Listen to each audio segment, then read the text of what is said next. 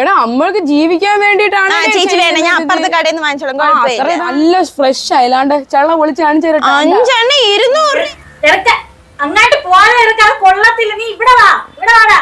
നമസ്കാരം കൂട്ടുകാരെ. അപ്പോൾ ശാലീന ടീച്ചറിൻ്റെ നിത്യതി നൃത്ത നാട്യ കലാലയിലേക്ക് നിങ്ങൾക്ക് ഏവർക്കും സ്വാഗതം. നൃത്തവും അഭിനയവും ഒന്നുപോലെ ഇഴുകി ചേർന്നവയാണ് എന്ന് വിശ്വസിച്ച് മുന്നോട്ട് പോകുന്നതാണ് നമ്മുടെ ഭാരത നടനത്തിൻ്റെ രീതി. കുറച്ച് പേരിങ്ങനെ ചോദിച്ചിട്ടുണ്ടായിരുന്നു, ഇങ്ങനെ ഇത് ചെയ്യാമോ, ഇങ്ങനെ ചെയ്യാമോ.